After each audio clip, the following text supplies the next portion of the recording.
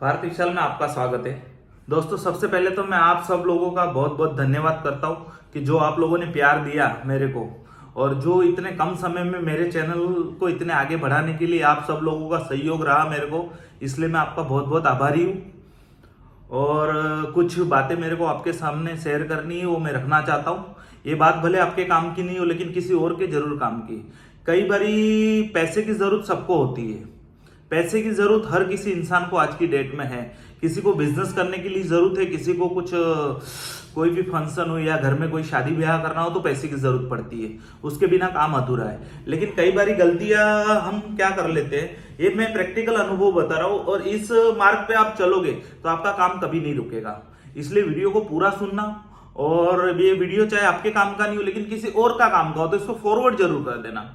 क्योंकि कई बारी देखो, मैं आपको पहली बात बताता हूं कि एग्जाम्पल हमको कोई बिजनेस करना होता है तो हमको वहां पे जरूरत होती है 5 लाख 10 लाख जो भी अमाउंट होता है।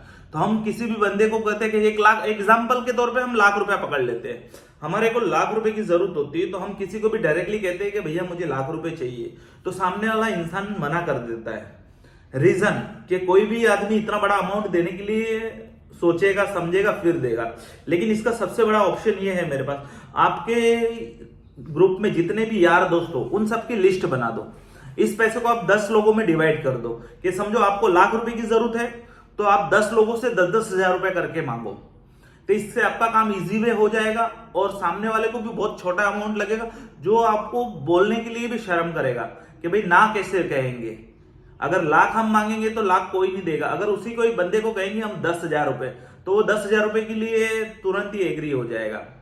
क्योंकि बिजनेस में भी इसी तरह से होता है। क्योंकि हम कोई भी पार्टी से माल परचेस करते हैं तो कोई भी पार्टी हमको 10 लाख रुपए का क्रेडिट नहीं देती है। तो हम क्या करते हैं कि 4-5 पार्टियों से हमारा काम करते हैं कि जिससे हमारा ट्रांजेक्शन चलते रहता है कि भाई लाख रुपए का इससे उधार लिया, लाख का इससे लिया, और हम जिस कस्टमर को देते हैं उस हिसाब से ही देते हैं। क्योंकि ये चीज करने से क्या होगी कि आपका जो काम है वो इजी वे हो जाएगा, और किसी के पास ज्यादा मतलब आपको नेगेटिव होना नहीं पड़ेगा।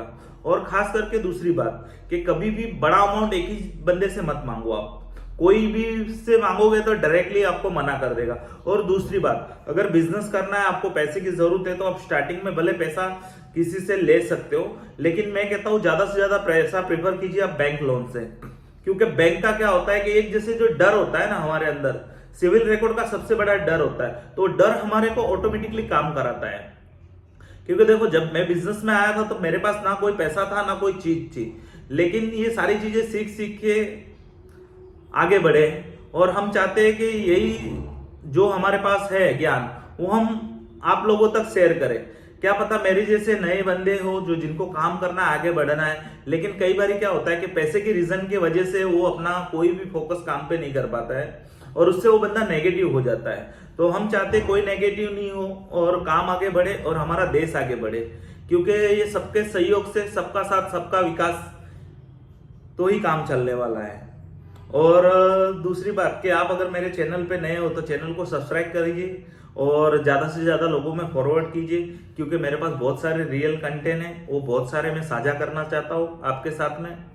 और सबसे बड़ी बात ये कहता हूँ कि कई बारी हम कुछ भी बिजनेस करते हैं तो हमारा समय एक जैसा नहीं होता है, तो समय ऊपर नीचे आता है। तो कई बारी क्या होता है कि किसी की पेमेंट है या कुछ भी हमारे पे रुक जाती है, लेकिन हमारे को अंदर से अवेयरनेस रखनी चाहिए। इस बात को मैं खास कहता हूँ कि हमको सामने वाले का लौटाना है। क्योंकि किसी का भी पैसा अगर आपने रखा हुआ है तो यहाँ नहीं चुकाओगे तो वो कहीं ना कहीं या अगले जन्म में आपको चुकाना ही चुकाना है। इससे अच्छा जो भी निपटारा करना है यही निपटारा कर दीजिए, और आप जल्दी से सब्सक्राइब कर दीजिए और बेल आइकन को दबा दीजिए, नहीं तो वीडियो को लाइक जरूर कर दीजिए। जय हिंद, नमस्ते। हम मिलेंगे ऐसे ही टॉपिक के साथ में।